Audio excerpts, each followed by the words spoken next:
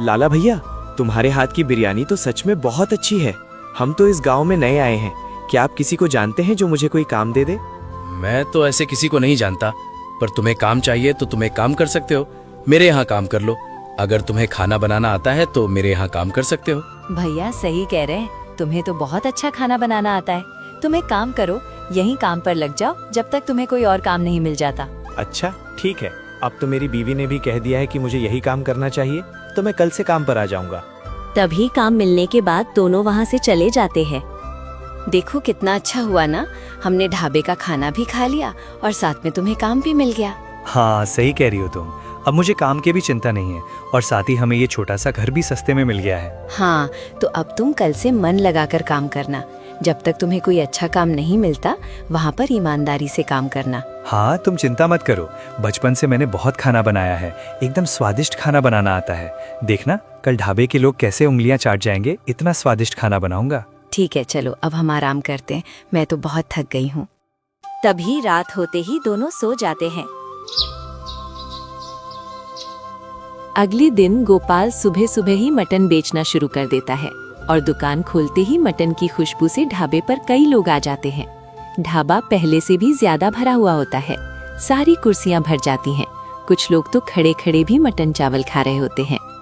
सबको मटन चावल बहुत ही पसंद आता है और कुछ ही देर में सारा मटन चावल खत्म हो जाता है। तभी ढाबे का मालिक बिहारी वहाँ आता है। क्या बात है गोपाल, आज तो पहली बार मेरा धंधा ऐसा हुआ है कि पूरा मटन और चावल ही खत्म हो गया। हाँ सेठ जी, सब कह रहे थे कि आज के मटन चावल में अलग ही स्वाद आ रहा है।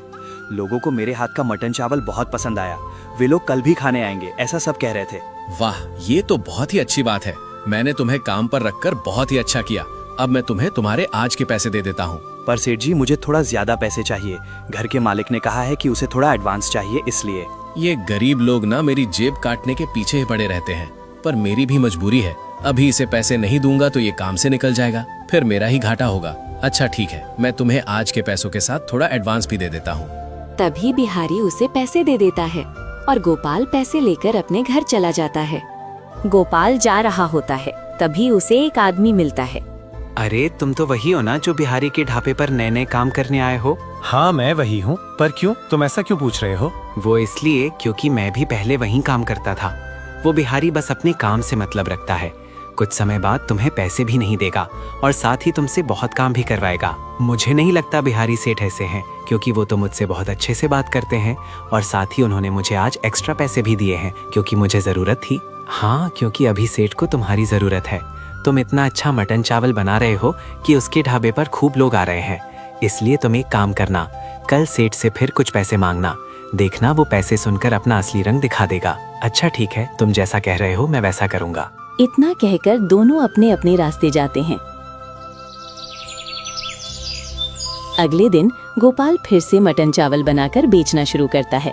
लोग आते हैं, खाते हैं और शाम तक सब बिक जाता है।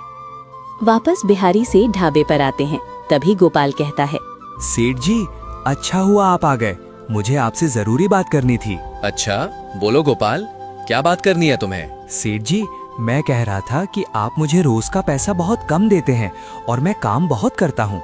सुबह सुबह आना, ढाबा साफ करना, सारे बर्तन धोना, फिर मटन चावल बनाना और बेचना, इन सब काम के हिसाब से मुझे पैसे बहुत कम मिल रहे हैं। मुझे लगा ही था, ये लोग कभी नहीं सुधरेंगे। इन्हें जितना पैसा दो उतना कम ही पड़ता है। अब लगता है इसे भगाने का समय हो गया है। सुन बे गोपाल के बच्चे, तुझे क्या मैं तिजोरी जैसा लग रहा हूँ कि तू सोच रहा है जितनी चाबी घुमाएगा उतना पैसा निकलेगा? क्या हुआ सेठ जी, मैंने गलत क्या कहा? मैं कहीं और इतना काम करूँगा तो मुझे आप जितना देते हैं उससे डबल पैसा मिलेगा। ठीक है, फिर ढूंढ ले अपना कोई और काम, और आज के बाद मेरे ढाबे के आसपास मत दिखना, वरना तेरी बैंड बजा दूंगा। सेठ जी, लोग सही कहते हैं, आपको बात करने की तमीज नहीं है। ऊपर से मैं अपने हक के पैसे मांग रहा हूँ तो भी आप ऐसे कह रहे हैं।